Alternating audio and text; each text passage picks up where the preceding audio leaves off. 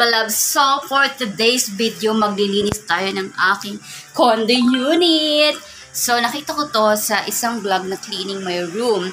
So, syempre, para ma-motivate din ako na maglinis dahil sobrang busy ko nga. Ayan, napakakalat ng bahay ko. Kasi nga po, ang buhay ko lang is trabaho, bahay, trabaho. So, pag uwi ko galing trabaho is tulog-tulog na lang ako. So, nakakapaglinis konti-konti, pero ngayon is mag-general cleaning tayo. Ayan. So, kahapon ko pa to balak, pero dahil wala pa rin akong pasok sa Monday pa, kaya diretso cleaning tayo ngayon. So, yan. So, siguro umpisahan ko doon sa aking closet at saka sa aking bed. And papalit na rin tayo ng bed sheets. So, yun guys. Samahan niyo po ako.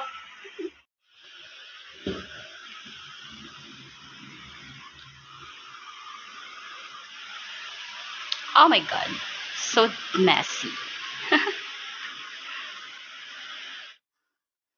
So, yun. Start tayo dito sa aking bed.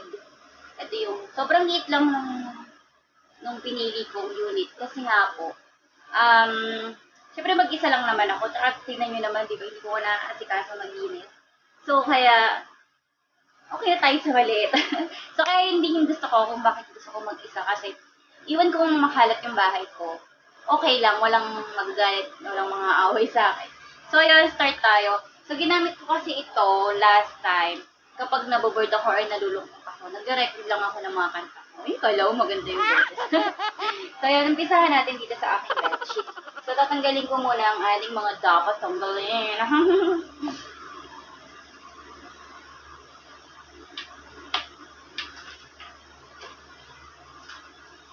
So, yun.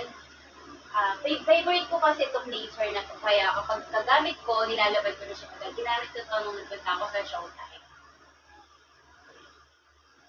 So, lalagay ko na po siya dito sa ating cabinet.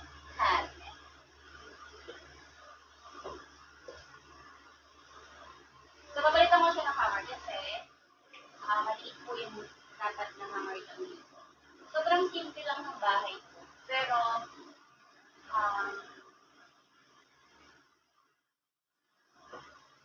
sobrang komportable naman ako dito. Tsaka sobrang safe kasi pag naka-condo ka. So, yun. Ito.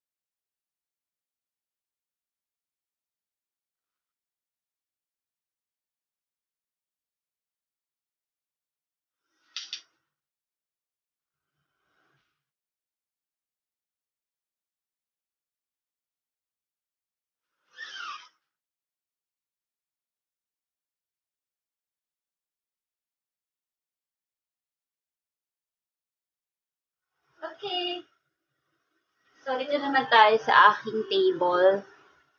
Yan, sobrang messy din ito kasi sobrang gamit na gamit talaga yung table na to. Kaya, hindi ko na rin alam kung paano ko siya dilinisin. Yan. So, itong bag ko, yan, kayo kumiklas. So, dito ko nilagay mga pera-pera ko. Nilagay natin siya. I just finished eating my lunch, diba? Ang oras na. 5 a.m. So, ganito yung buhay ko.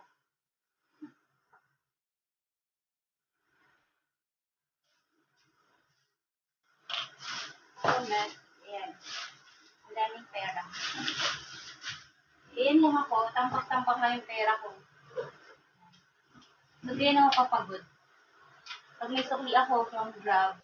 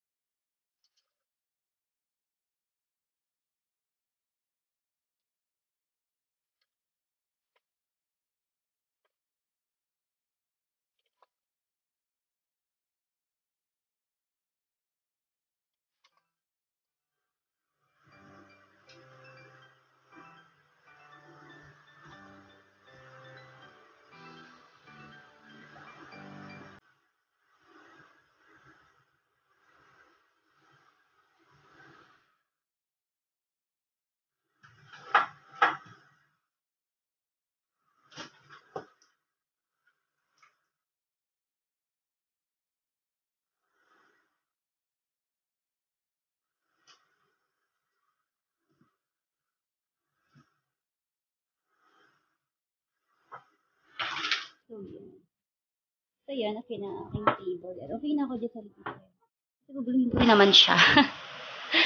So yan, yung kama ko, napalitan na rin natin ng bedsheet. So ayusin ko na lang siya mamaya para fit na fit.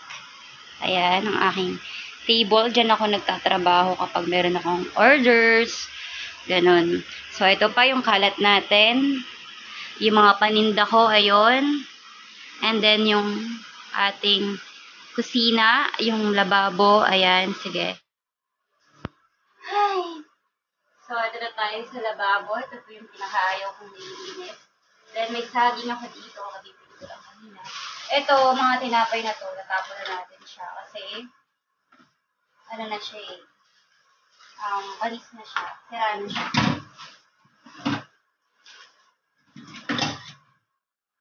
Ito po yung mahirap pag mag-isa ka. Kasi nasisiraan ka lagi ng pagkain.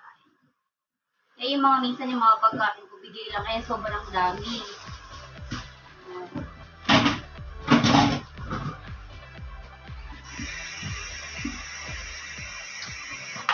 Kukulit akong bari.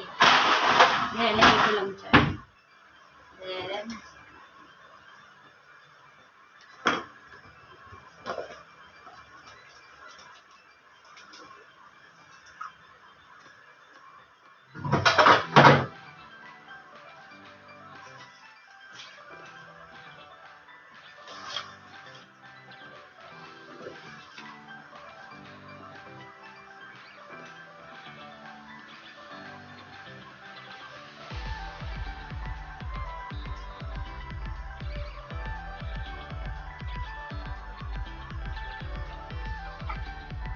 nagpapakalat sa aking unit ang aking mga paninda.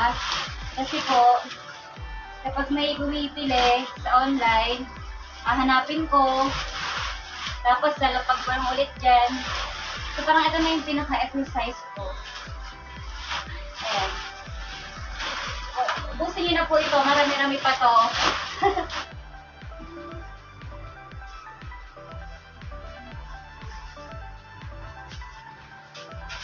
Sobrang liit lang talaga ng unit ko.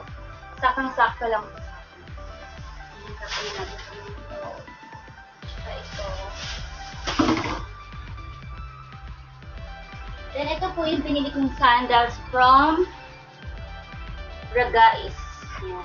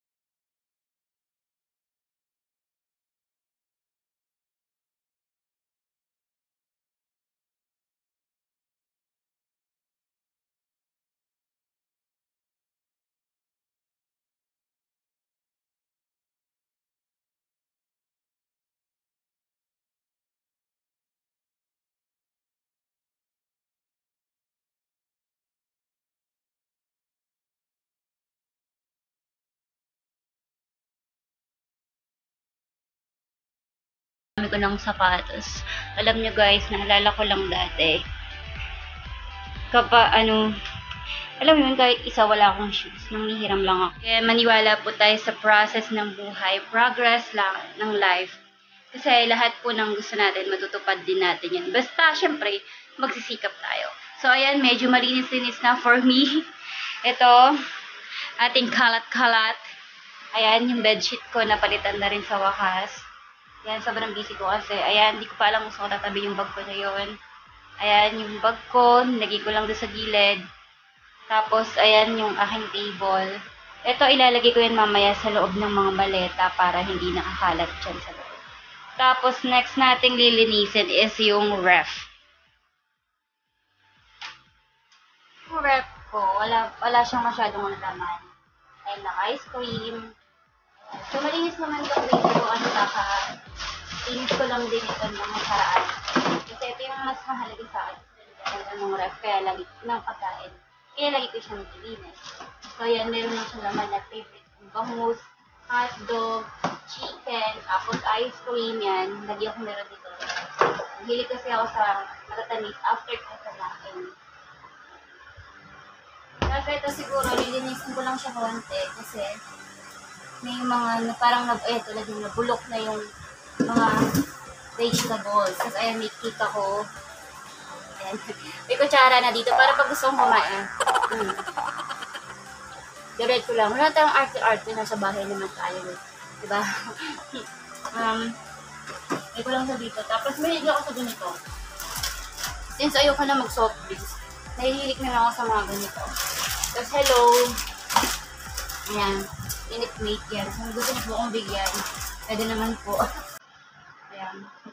Tapos, sibuyas, bawang, yun ang may mahalaga. Hindi pa ako nag-groceries kasi nga, wala nga akong time. Tsaka, pwede pa naman itong stocks ko dito. Ayan, egg, di pwede mawala yung egg. Kasi buhay natin yan, kahit wala tayong food, egg lang dito. Ayan. Medyo nalinis ko lang sa ito ng nakaraan. So, tatanggalin na lang natin yung mga stain.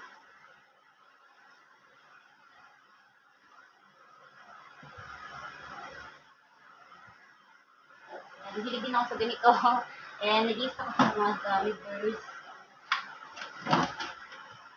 Ito tinitipid yung sarili ko sa pagkain, guys. Kasi, yun yung sabi, tipirin mo na lahat, wag lang sa pagkain.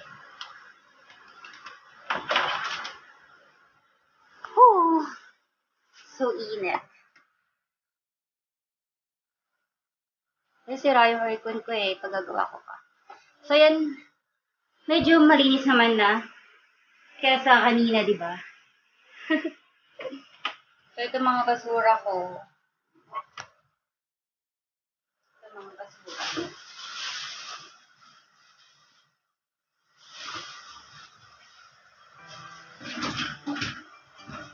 Samahan niyo ako magtapon ng basura. Lalabas tayo.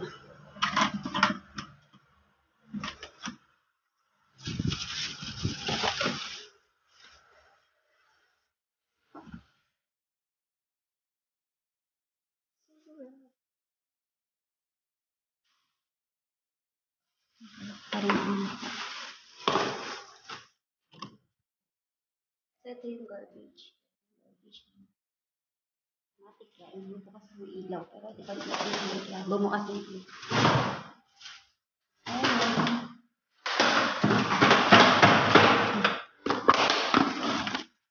Kilala kayo dyan.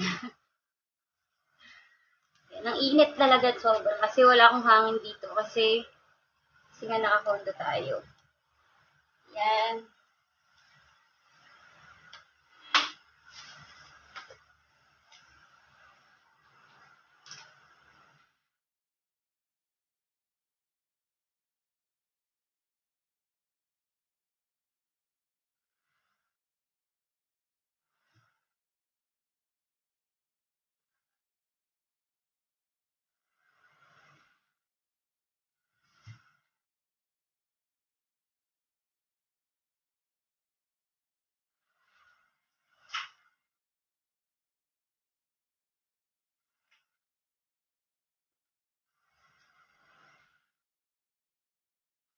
Lagay ng mga hindi ko nagamit or damit dun sa maleta.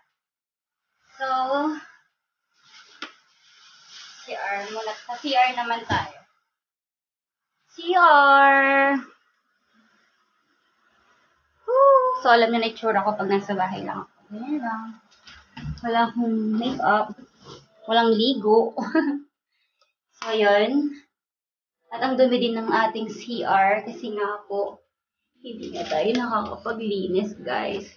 Pero dahil day off natin, maglilinis tayo. Tatanggalin na natin itong mga labahin.